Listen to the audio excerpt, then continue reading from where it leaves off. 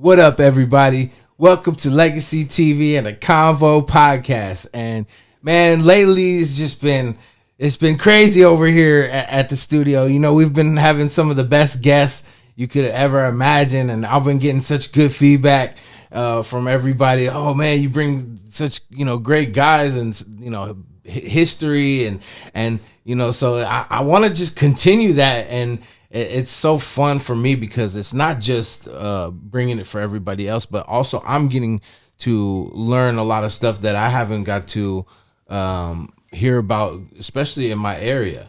So it's an honor. It's a pleasure to bring one of the guys in my area that I've known for almost 20 years, since I was a white belt, who my coach speaks so highly of. Master Joe Morero has known this gentleman for a very long time. This gentleman has taught many great fighters from our area and from the MMA world.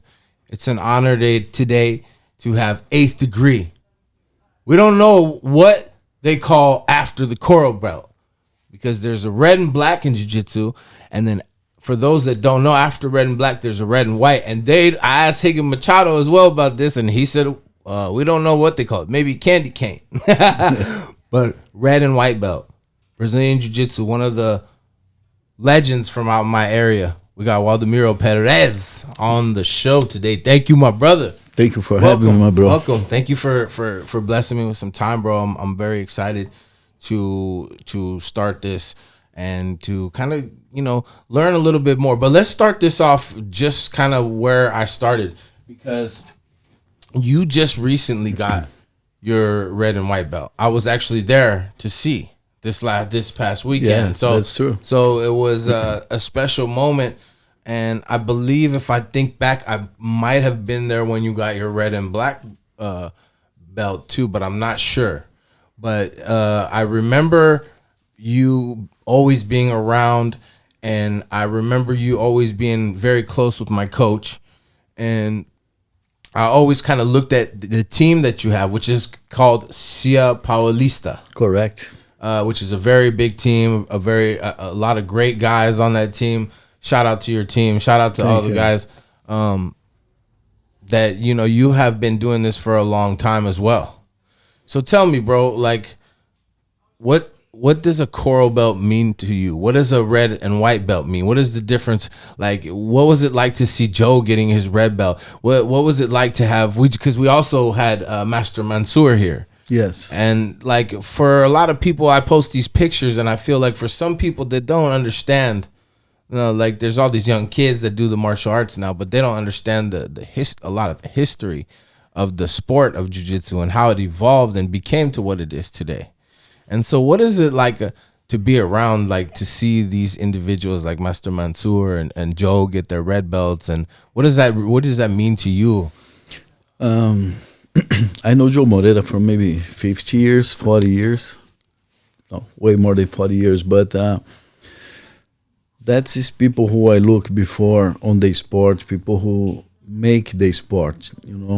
Master Mansour is the creator of the Brazilian Jiu-Jitsu rules, the belt system.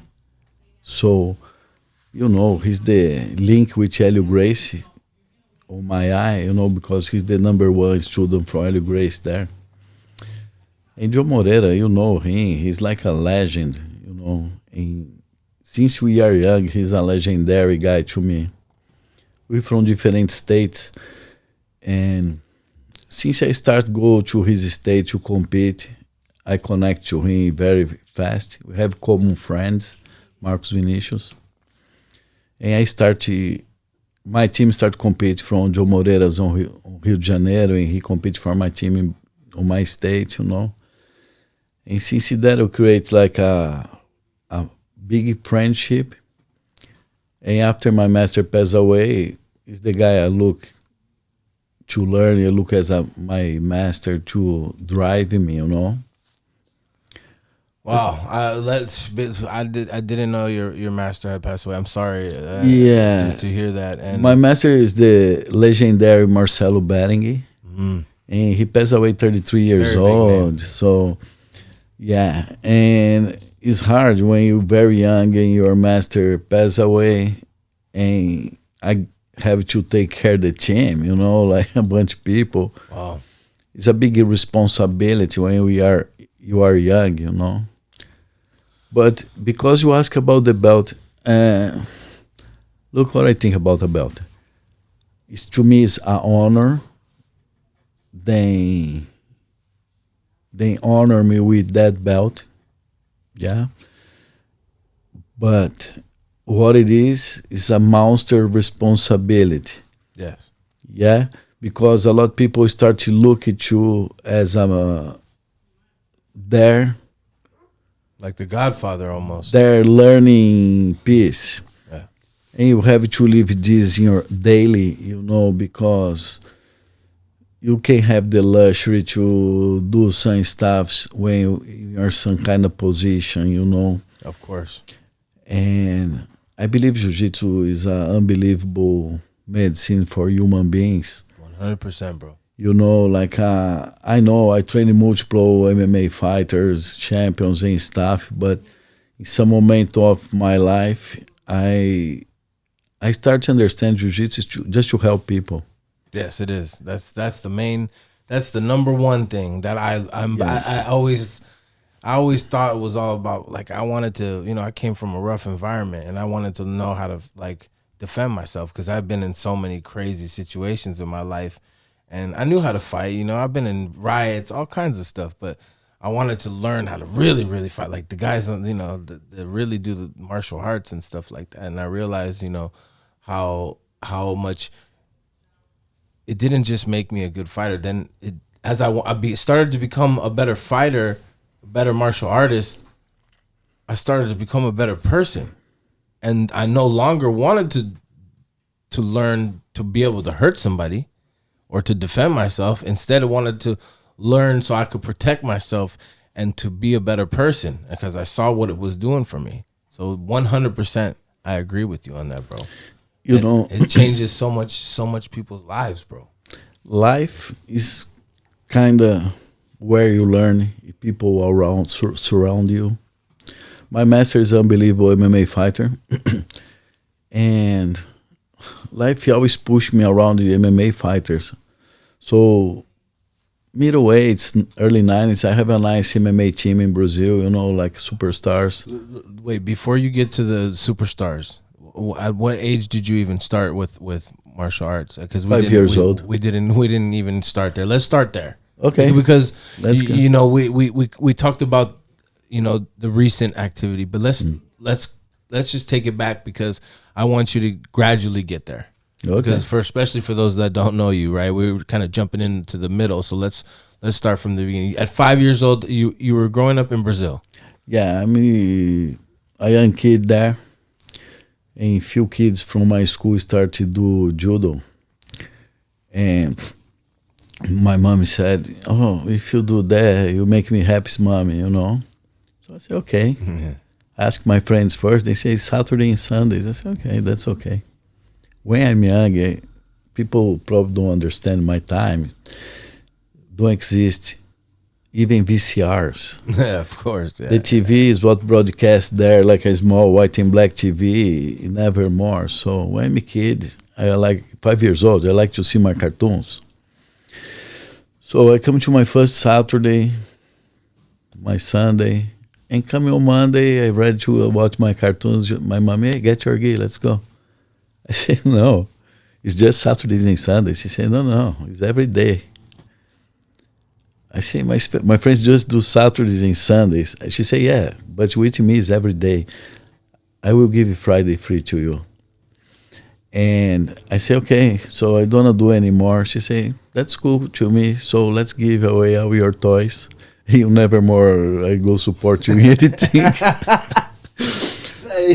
She took all the fun things. Okay, fine. Okay, so that's a good approach. She got you. So I start training every day. We start making monster difference against my friends, because when you practice every day, your skills growing faster than somebody goes Saturdays and Sundays. For sure.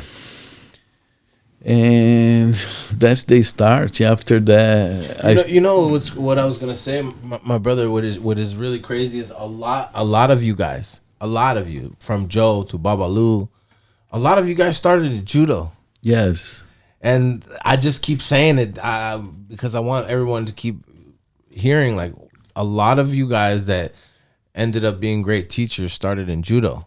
So I want to say that maybe it is a good idea to have your kids involved in a judo class at a young age. I think that's phenomenal. Yeah. Because judo is a lot discipline.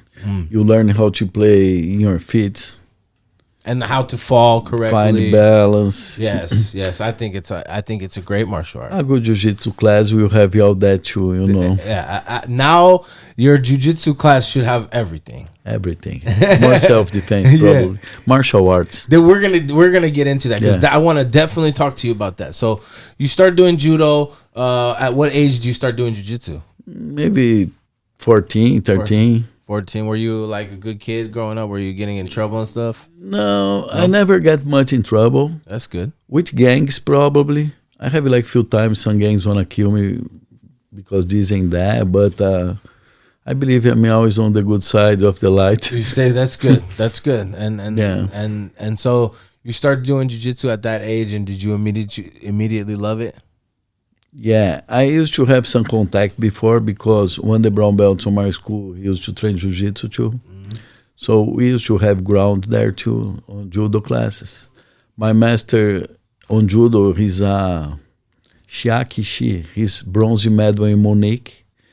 And maybe in 2018, he's world champion his age division. So he's a monster.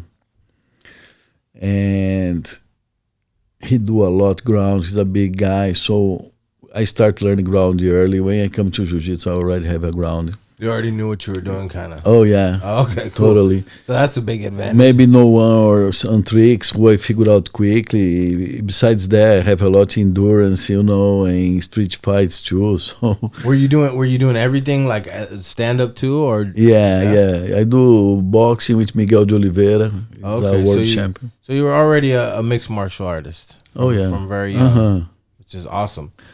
That's the new martial arts. I keep saying to people now is like, people keep asking me like, what should I start in? Just learn all of it. Everything. On these days, you learn the MMA. Yeah. Why would you not want to know like a little bit of everything, at least, so you can defend yourself better? I think so embarrassing, like that jiu-jitsu fights, people sit the butt on the floor and stuff like that. It's not. I don't like it either. I never liked it. You fight another guy. Like I remember. I'll tell you a funny story, and no disrespect to him because he's a great fighter. But my first blue belt tournament, I was at Joe's gym. Remember, Joe used to throw tournaments at his gym all the time. So he had me compete, and not only had me compete, but bring the mats to the side, set them up, bring them back after. So I would do all that, and then I walk into the back, and one day, there's this getting ready for my first blue belt tournament, and in my area where we train with Joe, there's this Middle Eastern kid. He looks kind of like me. Like I'm like, oh, he must be Persian, and he's like, I go and look, and then he's got his leg, and he's putting his leg behind his head. Oh shit, this kid's gonna have a good guard, huh? My first match, it was with Benil Dariush, fought in the UFC, #1 guy, Rafael Cordero's student. One of the #1 155ers for the longest time. And I remember as soon as the match started, I didn't even know you could do that, bro. And he sat on his butt. And I like, oh shit, and I tried to pass, but he got me in a triangle. but I always was a fan of the judo and the wrestling. I want to take my guy down, especially like, it's the way it's supposed to be. Especially if it's a street fight, if it's a self-defense, a martial art. I prefer to be on top, bro. No joking. So it's a long discussion about that. We're gonna get more there. Okay, so you start training in jiu-jitsu. Do you start competing right away? Yeah. Did you? Don't have much competitions before, but I competed in few ones. Whatever there was available. Yeah. And at what age did you end up coming to America? I come in 99, probably, I'm 59 now, make the numbers. Yeah. 30 something, 35, middle 30s, yeah, around. So did you have a connection out here? What belt were you at that time? You were already a black belt for sure, I'm assuming. Oh, I'm already like, I don't know, third degree black belts and stuff like that. And you had a big school out there? Oh, I have. So take me to how you lead into becoming a coach out there. At middleweights, have a big corporation group who wanna invest in gyms for rich people, because Brazil have like more poor and rich than middle class. Yeah. So that gym contract my master, Marcelo Bering to teach there. Is a big gym. And Jiu-Jitsu started explode there that time, little before explode, but we start to have a lot fighters coming there because he's super famous, he's the trend at the moment. Why? What do you think was the reason that Jiu-Jitsu exploded at that time? I go explain to you who is my master now. You go do. There we go. On the old video, have that fight, somebody punched the other on the ground, then throw the towel. Yes. The judge dry his face, he give the towel back. My master's the one be the dude there. So he's one of the best jiu-jitsu fighters ever. He's number one from Rickson Gracie. On my eyes, probably Rickson only is better than him.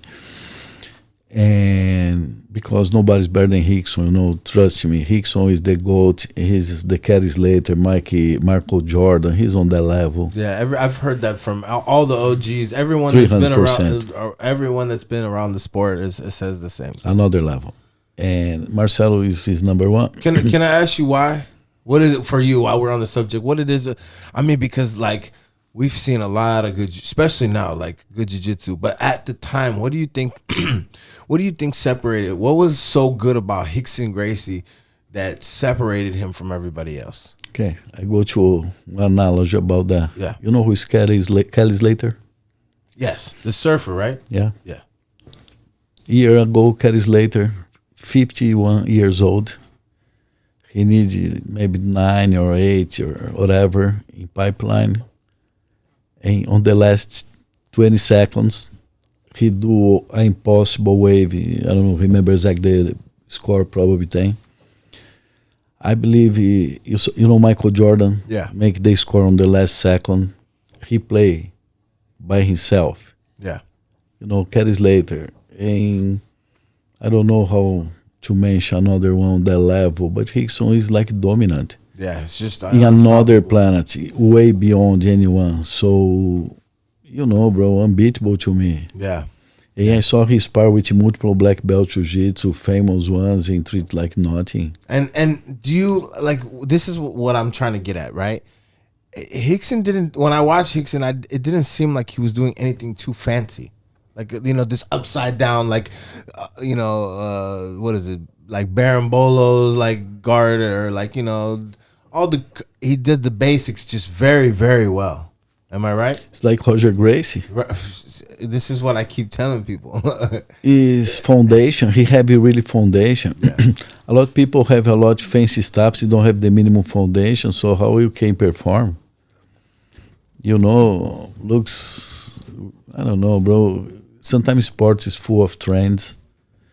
And people want to do warm guard, and now I want to do the coyote, blah, blah, blah. I don't even know what the heck is that, but I live here.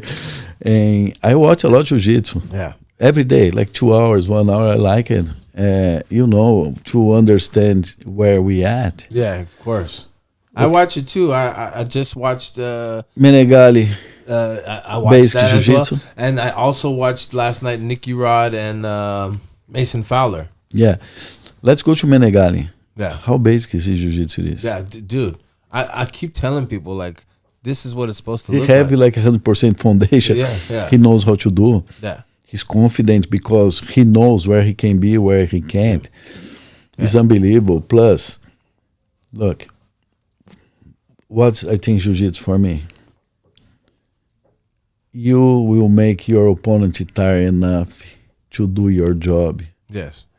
You go annoying him the whole entire fight, so he will quit the fight because he can't handle anymore. Right. Because no exist, you try to kill a lion on the first, second minute because he will jump on you and scratch on you and going crazy. Yeah. Yeah. Yeah, but this is the other thing too, right? It's just, and I keep trying to remind my students this, like, this is just like competition and only jiu-jitsu. Don't think like the guys that you see like only do jiu-jitsu can also, win a fight in every situation when someone's punching them if they don't practice it. Okay. You know what I mean? I think something that's being lost in our sport lately is it's becoming too competition based. Let's focus on that. And like for me, like I keep saying this to my students every night. I believe that this martial arts jiu-jitsu was created for self-defense. And for me, it's the best self-defense. But it's not only grappling. It's not like for example, hoist. Like, you go back and even though you can say whatever, it was set up by their family, whatever, he still had to fight all these different dudes from different martial arts. But he had to start on his feet in every fight. He had to deal with the punches and able to use his jiu-jitsu in a real fight situation. And I feel like sometimes, the guys walk around like, yeah, I had to fight. Like they're like, and there's no punches thrown. And it's like, I love jiu-jitsu so much because it saved my life. It's the one of the best things that ever happened to me. But I also don't want it to get lost in translation because this not what it was created for. Am I right? Look, long time ago, Rory will make a tournament. I don't remember, I don't think heavy points or stuff. And Mestre Hélio is there. And I remember his grandson, Islambia, named Cameron. And Cameron have a concussion, have to go to the hospital. I'm there with Mestre Hélio asking, what do you think about the Islam? Yeah. He say, exactly like that, son. If somebody put me on the trunk on the street, I go slam his head on the asphalt. Mestre Hélio is a unbelievable master. He speak with you with deep words who will be in your life forever. He's a real master. He's an unbelievable person. And I understand. On the past, early 80s, on the jiu-jitsu fights, a lot of judo guys will coming because they think similar, they saw the chance, they show up, and they think jiu-jitsu is easy. In the first half, when they are on the triangle, they will try to slam you. Slam the guy, yeah. And the dudes is to go straight away to the arm bar, break their arms. I saw that many times. So exists that technique on the past. Somebody goes slam you arm bar them. Yeah. That's lost on the past because nobody practices this anymore. Yeah. You don't practice steps who are illegal. If you spar with somebody who are 100% competitor, oh, that's not legal. That's not legal. Oh, I won because I make advantage on you. What the heck is that? Or that. But you're so right though, bro. When you say like when he said like if somebody put a triangle on me on the street, I'll slam it in the head. Look at Rampage Jackson and Ricardo Arona fight, and that was in an MMA fight. I picked him up over his head and slammed him. Like in the triangle. Like it's some things in jiu-jitsu are good for competition jiu-jitsu, but not in the street. Just like you said, like you would never pull guard in the street. You would never, there's a lot of things that I feel like, it's our duty to make sure that we don't lose that as teachers to our students. Okay, let's see like some situation. Let's not take their mental, but Ronda Rousey. Yes. This is a judo, which are not knowledge about ground. How much success you have, how dominance you have in UFC. Yes. If you just strike and I clinch you, even if I don't have a ground, I will destroy you. Yeah. But if you have the ground there and you know how to take distance out, Yeah. You can make your life there like she does. She's not a good striker. She be destroyed by someone. I don't even remember because I don't watch UFC for so Holly long. Holmes, Chris Cyborg. She had some very tough fights, but you know, I was here talking with one of her coaches the other day, which the podcast just came out with Gokar Chivichian, and you know, he talked about the same thing. Like, she got away with what she was doing with him and the judo and the MMA style, and got more to the striking, and then when the striking didn't work out, you saw what happened. This is what he said, you know, on the I show. want to say something. Yeah. This guy, I don't know him at all. Never met. But I will talk how unfair is the coach's life. Yeah. The coach life, if your athlete is a champion, he's an unbelievable fighter. He's a legendary fighter. If he lost, the chance they throw on the coach, it's all the coach's fault. He's monster. I've no follow her life deep. I remember she lost, but never pay attention super straight. I don't know if he have a mistake or no, but bro, this dude put you on the business. Yeah. A legendary Hall of Fame fighter changed the woman's division forever and ever and ever. Yeah. And she lost 1-2 times, then crucify him. I remember that. I don't know why, but because I'm a coach, I go say to you, I quit to be a coach. Yeah. You know, like in Brazil in the 90s, I used to have like the Conor McGregor, Macaco, Patino. Yeah. Oh, I have 2 kids there. Macaco's 17, 18. I think he's underage. And Godoy, 18. 16, I don't know, they're young. Blue and purple belt. And Vale Tudo in Brazil is illegal for a while, you know.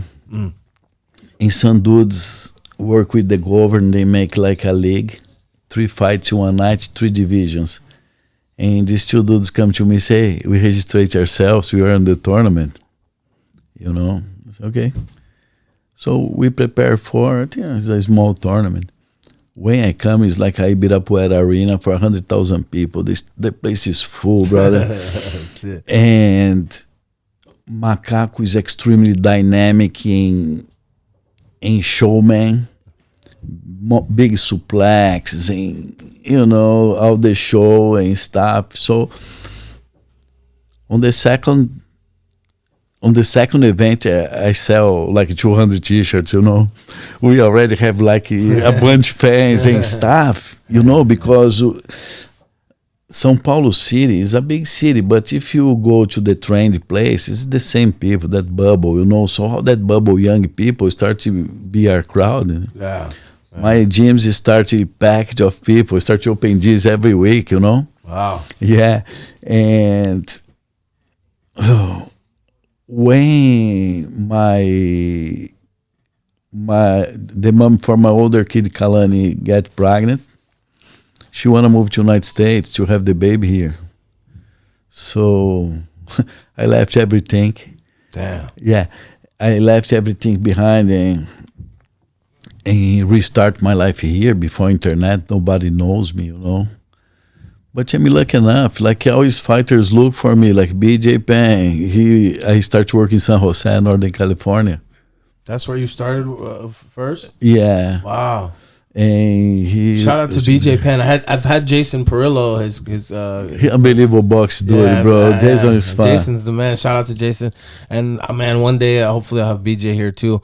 But yeah, like, so you started training BJ. Tell me some of the names. Tell me some of the names that you, because as you came to America, I know, like, I remember seeing you with Rampage. I trained Team Punishment here, you know. Yeah. All the dudes, Tiro and stuff, and Michael Bisping, Shea Congo, and Michael Bisping. Those are all legends. Most of these dudes come from the TV shows too, like Matt Mitrione and Mike Dolce. And I love Scott Junk too. He's my buddy, bro. The kids I met on the show too, you know, because you create like a special connection. You trained Rob McCullough? Yes, Ron McCall is one of my black belts. We train every Tuesdays and Thursdays. I saw him this morning. Can I tell you a funny story? Can I tell you a funny story about Rob McCullough? Yeah, but I said to him I will be here today. Yeah. Tell him this, because he's gonna laugh at this. This was back in the days when I was like, in my neighborhood days, and I was hanging out in the bad crowd, and this is before I started doing martial arts. I was selling CDs, and I was a fan of him, right? I had seen him fight in I think it was, I don't know, remember if it was WEC or something like that. I seen him fight, and I knew he was a fighter, and I saw him outside, and I tried to sell him a CD, and he gave me one of those That's a heart he broke. How we do that, brother? I was like, now you have to come to the show, apologize, and buy a CD. Hey, homie, what's up with that, man? I was only asking for $5. No, I'm just kidding. $20. Hey, Rob McCullough, you don't even know. I used to do that every day, brother. I used to get money. Like I'm known. I sold more CDs out here, brother, than anybody that's made rap music, and I did it as a job. It's because I had the passion. I wanted to do it, and I took it serious, and I made money off of it. But you owe me an interview now, Rob. You know what's funny story with him? I worked with Rob for 23 years in at least. We worked together at the UFC gym for many years, but before we worked on the ATB Ultimate Training Center. I used to teach Jiu Jitsu here, and he teach Muay Thai on the other side. Yeah. So every day our dialogues like that. He will walk and say, "Oh, for sure." The same stuff. Yeah. My English so poor before. Just messing around with But what's important the story about MMA? What make me quit MMA? Tell me. Seriously. I mean, because you had champions. You were I remember seeing you in the cage with Rampage. Yeah. I quit when I realized my dream. My dream is to unify the belt of Pride and UFC, because I coach Rampage since the Pride, and when we come to the UFC with Rampage, Rampage, when he fights Chuck Liddell, is where flip boxing to MMA is when everybody discover MMA. Is when the pay-per-view beat boxing. Yeah, because Chuck Liddell had made it huge, and then Rampage came and knocked him out.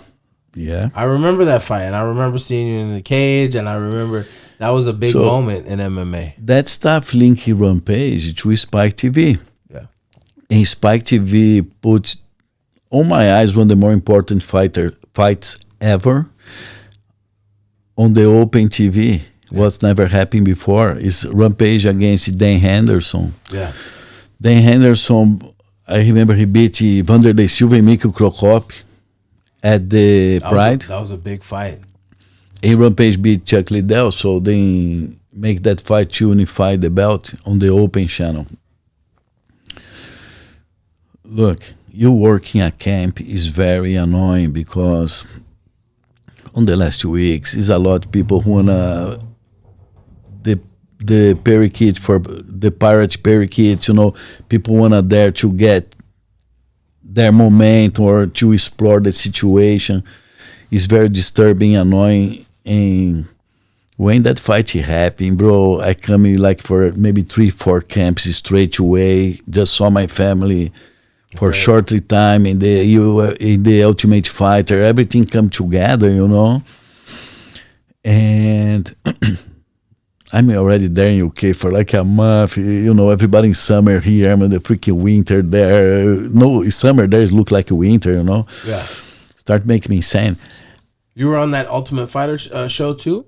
Season 7 and 10. The one where he broke the door and all that? Oh, yeah. I remember. So that, guys who don't know, he was one of the coaches on there with Rampage. So. Yeah, on the season 7 and 10. But on that fight with the Henderson, we have on our team Sheik Congo against Mikko Krokop, who is the tank come from Pride. Yeah. And we have Michael Bisping against Matt Helm. The deaf kid? Yeah. Matt Hammond. The one that John Jones beat. I know who you're talking about. Yeah. Matt Hamill. Yeah, that one. Yeah. So that night, we won all our fights, And those are three killers right there. Three killers. Rampage, Bisping, and Congo. Unbelievable. And it's a very funny night because I have to hold Rampage all the way to the backstage. Look like we hug ourselves, but he can't even handle the belt, you know. It's a 5 rounds battle, you know. Like he's tired, he's messed up. Yeah. And when the fight finished, you know, I dare make my praise. Thank God for winning the fight. And I learned later he mentioned my name, but it's not about mention my name. It's like Joe Rogan asked, wow, I'm impressed with your ground. And he said, yeah, people don't know I do jiu-jitsu. I just trained jiu-jitsu for that fight. And this is like, to me, you know how much wrestlers compete against jiu-jitsu like on the Eagle. Yeah. To a wrestler say that to me is like a monster compliment to my martial art. Yes, it is. Because always my job is defend jiu-jitsu name. You know, I'm a jiu-jitsu person, bro. Sure, bro. I get like, oh my God, but I don't hear this right there. So I leave it from there, then forget the belt on the locker room. So everybody goes to the party. I'm with the UFC belt. It's a super expensive stuff. So I say, man, I have to back to the hotel, you know. I back to my hotel. I hit the party later. And when I hit the party, one of the VPs from the Spike here introduced me to a lady VP there. And he said, oh, that's the coach win everything today. And she said, like, oh, I love you winners. Bro, my first thing in my head say, wow, if one of these dudes lost there, I'm a loser. On my mind, I say, man, what a freaking analysis that? That's sport, you know what I say? And I come to say, I have another our coach there, and he with like maybe 7, 8 Australian beautiful girls. And I come and say, oh, you the man, huh? He looked at me with like weird face, no, you the man. There, I started understand what's happening. And I back to my hotel. It's very crazy because the tax cabin have all Rampage's pictures and stuff, you know, that style, London style cabins, you know. All the advertisements and stuff. I back to my hotel. This is way before iPhones. So I come to the media room and start to open like my message on my phone, you know, on the computer. I have like maybe 2,000 new friends, and I have people message me, never talk with me regularly, you know. That your best friends are texting you that you never talked to in years, and remember me, and and like the media talk very good about me, but my first thought say, man, why I do that fucking shit? You know what I say? I say, man, that's too much ego. That's not what I want to do. In that moment, I totally changed my focus in life. Probably working one more fight, Rampage in Lyoto, Machida. But I start focusing kids program and helping people who never will keep on jiu-jitsu if they are not treated on their necessities, you know. I have a big retention. Roberto Godoy. Yeah. The king of the masters. Yeah. Is my first student in my life. He's a very, very great coach as well. Unbelievable person, unbelievable coach, respect. Biggest team on earth. Yeah. He will do the Guinness Book now, the biggest class. He won into 3,000, 5,000 people in class. Wow. But we talk regularly, we talk jiu-jitsu is our medicine. Yeah. That's help you with so much. Yeah. But why we talk about Rampage. So that day I start people who need jiu-jitsu. Yeah. Look so that. So you were done. You after working one more fight with Rampage and Lyoto. I mean, were you making like you just decided this is it? I don't want because I mean look at you were working with some of the best at the time in the sport. You know that's I know it's I'm not trying to harp on it, but look, a lot of coaches would love to be in that position where they're working with those types of names and at those types of points in their career. But you decided like, no, this isn't me anymore. This isn't what I want. I don't want this type of fame. I don't want all these eyes on me. I want to help people. I want to be focused on jiu-jitsu. This is the decision you made after that? Yeah. Also, at the end, we go let you guys know how to get a book who will drive you in your black belt life. For sure. But if you read my book, you go understand. I mean, there in some moment of my life, I feel I do a lot of stuff for my ego, and I want to do more stuff for the community. And the community is not just students; it's like all the black belts, you know. Yeah. Because before, jiu-jitsu is like everybody protect their own bubbles and talk bad about the other schools on the past. You know, it's kind of weird. It is, and that's why I've been trying to do this, and I bring in I have no color lines, and this is, I came from Waldomiro. I know this is good. I want to bring this up because I want to say this to the jiu-jitsu community because it bothers me, especially when you come from an environment when you were around gangs and involved in gangs, and you had to be, and then you've been involved in jail where you had to be a part of a race and be involved in riots that you don't want to be a part of. You start to realize, like, I didn't come to martial arts to be a part of a gang. This is not what I came here for. Why would you guys act that way? That's not how we carry ourselves. I hate to see it, and I know there's a lot of people that don't, and respect, but if you guys carry yourselves like that, you guys shouldn't have no problem with any other team. Like, what is that? Like, you know what I think it is? Martial arts. Like, we're not about that. Depends. You want to have good competition? Cool. Depends the view you have on the sport. Yeah. It's what you say. If you have a competition team, you have to have the times for your team training privately to your tricks or the strategy. But like I have friends in every team, good friends in every team. I don't even measure that. And exactly. That's what I'm saying. It's like one stuff phenomenal. One of the biggest movements ever been in my life is when I start to work with UFC gym and have a dude there, visionary, like unbelievable. You probably know, Tinguinha, Mauricio Mariano, of course, the Spider Guard. OG. But he's phenomenal, bro. He's a visionary. So he make one program. Every teachers doesn't matter where you come, they work together inside one program, everybody friend, with no politics, because that destroy our sport, Yeah. And at the moment in my life, I wanna collaborate with my knowledge, not just with my students. Because I have class just for black belts. I teach online class today. I have a lot of courses like to be professional in your job. How to teach a kid. How to interview a student. Like how to interview the parent for the student. How you tie a belt in a kid. Yeah. You have to know all that stuff. But being a coach is not easy.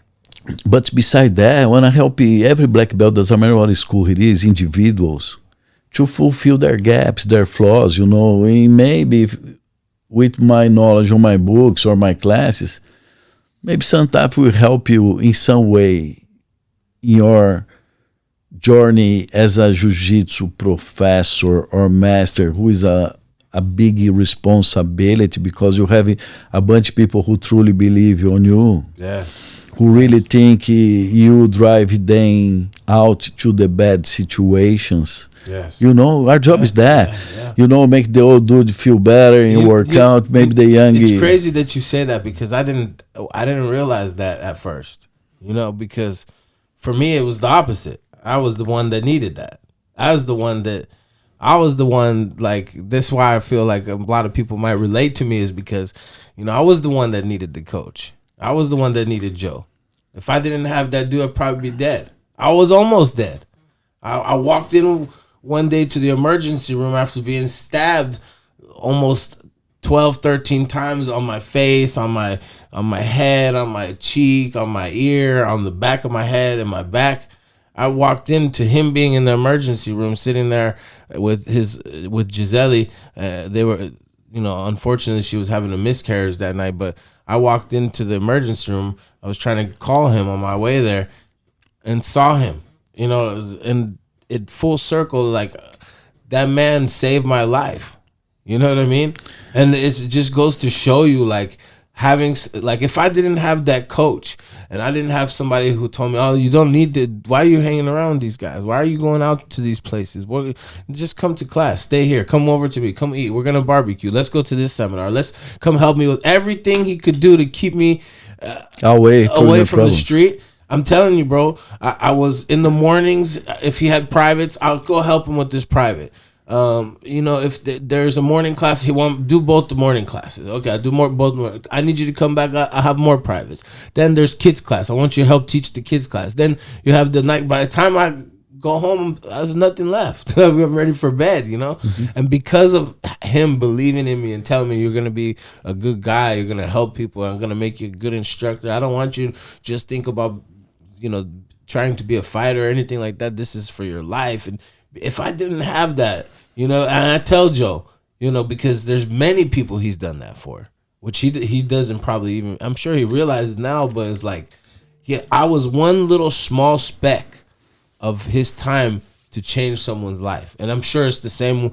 You must feel the same way. We are in that position where one thing we could say could absolutely change a person's life. Let's go deep on that, because this will fulfill another question you make before. What the red belt means. I go say to you, maybe an hour before I drive to here, Joe Moreira called me from Chicago, whatever it is today, because one, they are black belts, 4th degree, black belt for a long time. Maybe we'll be in trouble, and he asked me if I've been talking with him, if I've been, working on him and stuff, because sometimes life is a roller coaster. And he take time on his trip, super busy, to call me about somebody he want to help because he care about.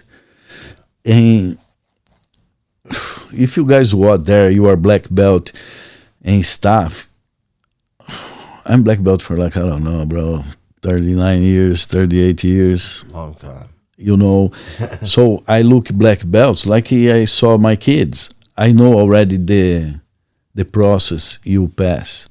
But what's more important is do with love if you want to be a jiu-jitsu teacher, because a lot of responsibility.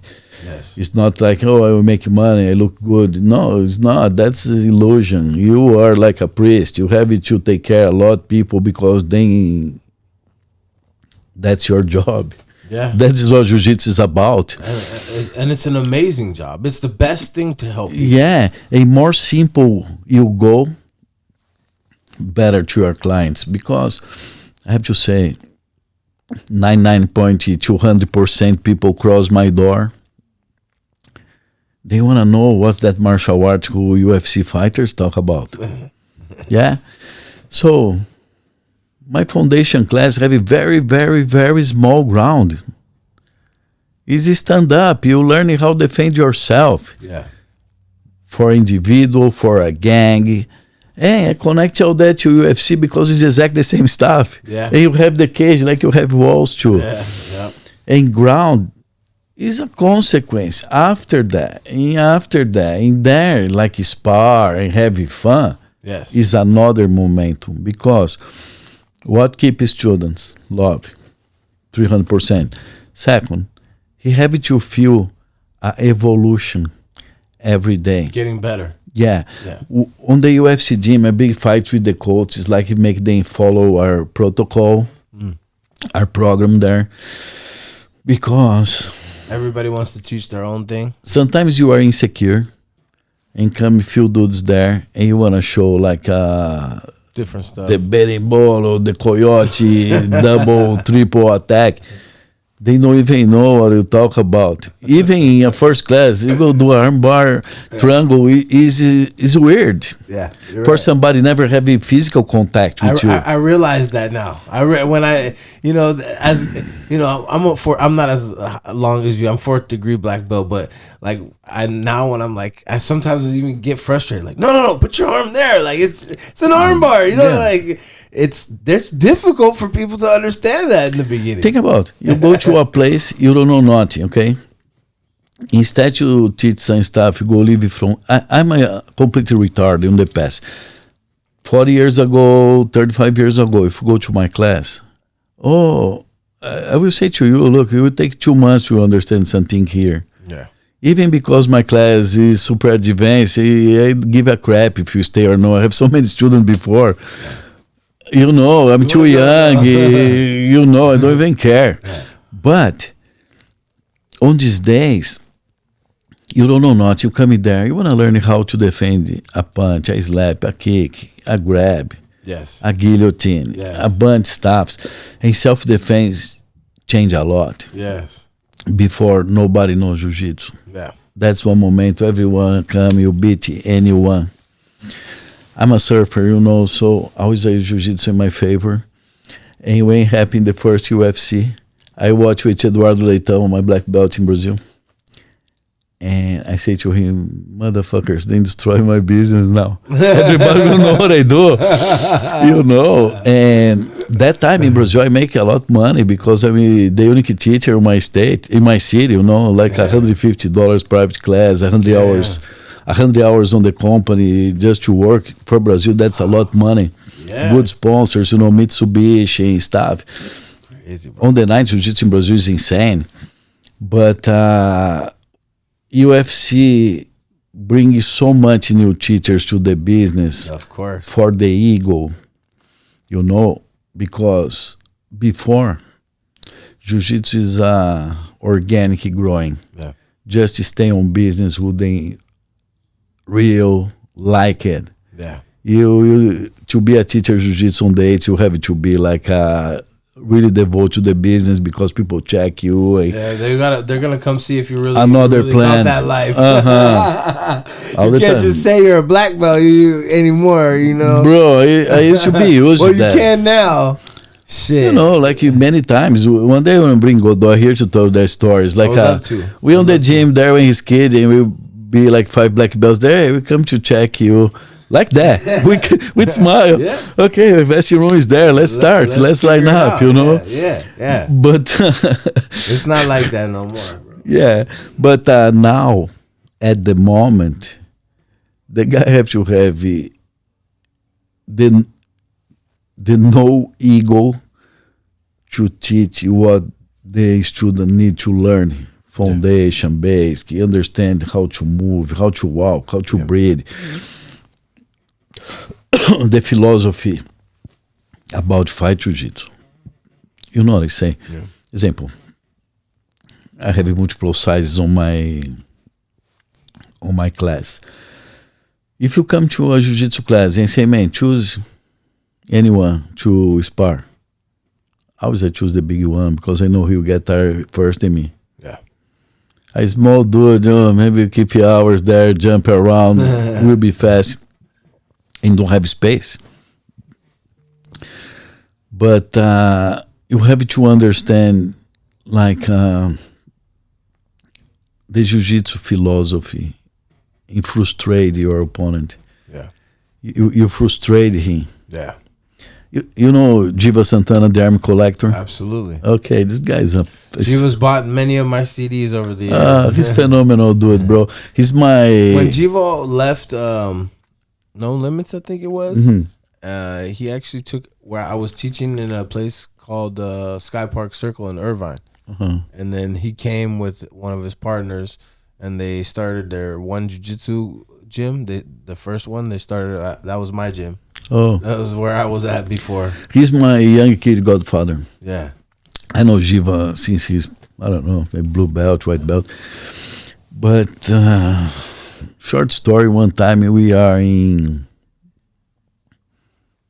a tournament on Disneyland. Yeah. 92 and stuff like that. And it's like a world champion Disneyland and stuff like that. And he will fight the final.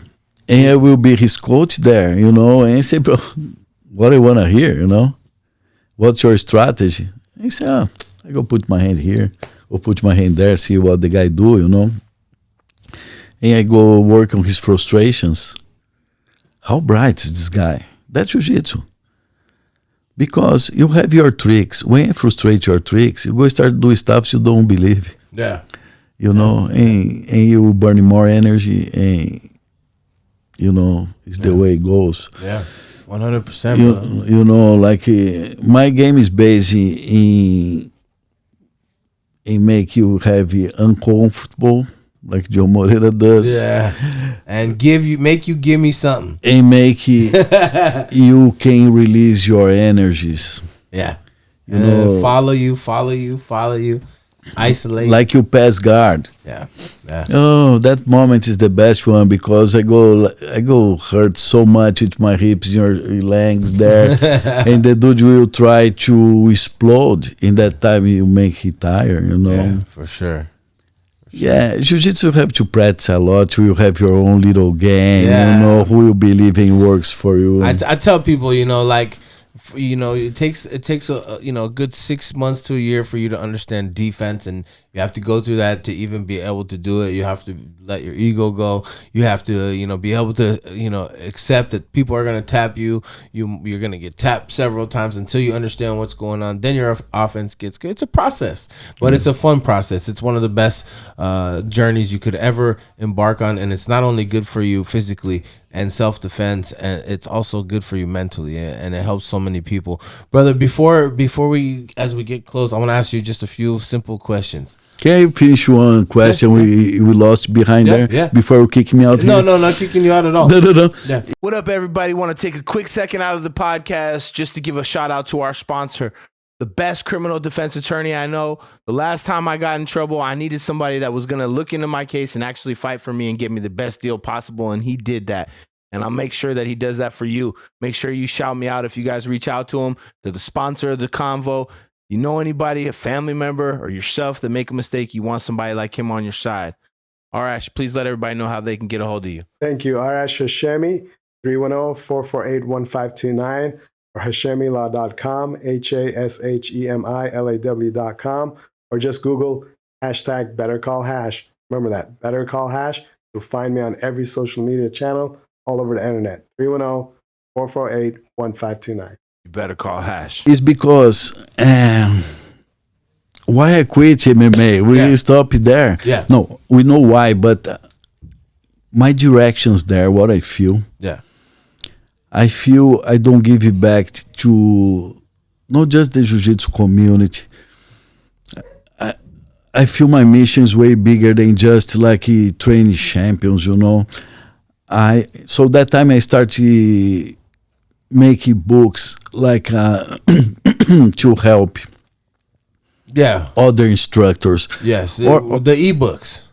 Yeah, but before this, okay, I make regular books too, like paperback. Okay, because a lot of material I started to teach like to be my black belt. The dudes do like 2 years class with Portuguese, physiology, a bunch of other stuff to you know how to train somebody, to have that knowledge, you know how to train properly somebody, physical, mentally, you know, because that's important. But before, focus more on my team. Now I focus more on the community, you know. Yes.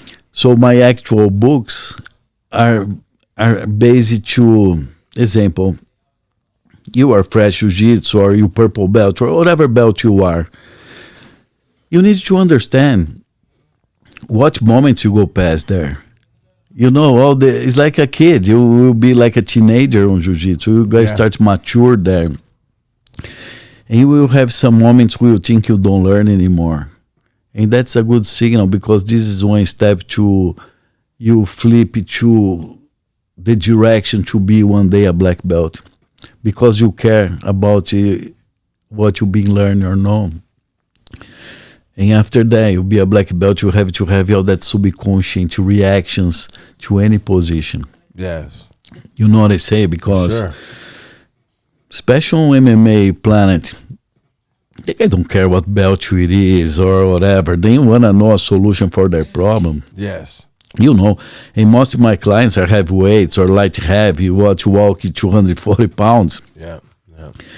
And that's helping me a lot to developing more reactions on jiu-jitsu, because I've been in some situations, hook up on the cage, I never faced before, but my body will have an answer for that. For sure.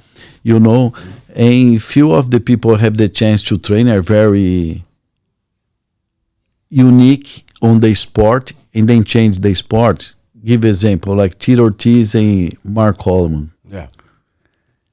They are surprised jiu-jitsu with their ground and pound from inside the guard. Yes. You know, very good. Mark Coleman is a monster, strong, and Tito Ortiz is extremely technical on the situation there. Yeah. Look like he's just there, but no, involve a lot of details there. Yeah, you can that is one style of jiu-jitsu. If I can take you down and I can stay in your guard and smash you from there, that is still jiu-jitsu to me. That's what it's supposed to be. And on top of that, while I'm punching you, if you legs open, I'm gonna pass your guard, and then I keep punching you, and then if your hands go up, maybe I choke you. This is how it's supposed to look in my eyes. But we're from the old school, right? Oh, my eyes too, and that's make your life, if you wanna compete, way easier, because most of the people wanna pull guard. Yeah, yeah. You know what they say. So that's that's what we're gonna for your books and also for your ebooks. We're gonna get to that also. But before, like, what you're saying is 100% right. Like,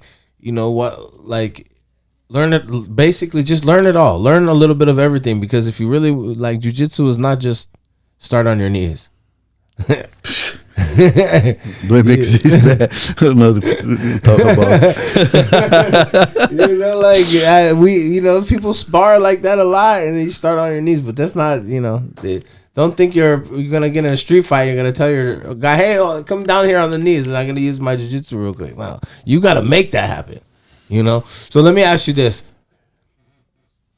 I know you said Rickson Gracie before, but just a couple rapid questions.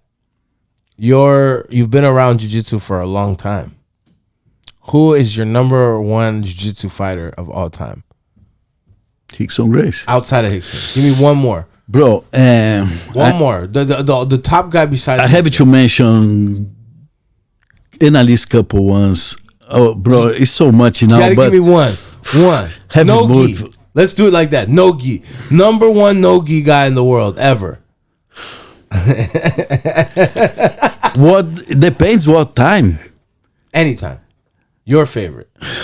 My favorite view fight? Yes. I think Ricardo Arona is so dynamic. I think he's phenomenal. The reason why I ask is, of course, there's people who have their opinions of who's the greatest now. But what I want to know is who's your greatest of all time to watch, period. Yeah, maybe Ricardo Arona is phenomenal, explosion. But I have to say, Roger Gracie is unbelievable, and Bochecha is phenomenal. Roger Gracie, like I remember watching him in Long Beach. I remember him just, I remember he would just pass people's guard, sweep them, pass their guard, mount them, and X choke. Like the best black belts on the planet. It was like they could not move. I'm like, how's that even? It's so hard. Even now, it's hard to get the X choke from the mount, but he's just so fucking good at that, bro. I will tell you a story. I passed few years without don't look much fights, jiu-jitsu competitions, and like a few years ago, I'm in Hawaii. I come to train to the hookah center. They have that board nest. Every day, a lot of people on the train. In Bochecha there with a friend of mine from Ubatu, but there, of course, I say hi, but I don't want to annoy people. Hey, how's it going? Blah, blah, blah, So I don't even talk much with him. And one day I'm in my house, I watch a fight. He fights in some tournament. I saw he fall down, stand up, he go over the dude. I say, man, this guy is phenomenal. And one day I'm in the gym, I saw him, I'm with my young kid. I said, bro, go take a picture with the champion. And I congratulate him. I say, thank you for defending Jiu-Jitsu name properly. Yeah, Properly. Absolutely. Because doesn't matter if you are like a multiple time champion. If you don't know how to fight, my friend, come on. Like that dude, Menegali. Yeah. He fights properly. I like it. Yeah. And my new favorite on that moment is Katie Rutolo. I think he have so much style. That Yeah, kid. those kids are fun to watch. Yeah. Both the brothers are they're amazing. Amazing. Jiu-Jitsu is a beautiful thing, and it's only getting better. And we're only starting to barely see what we're gonna see in the next 20 years. Yeah, Mika Galvão have been very interesting too.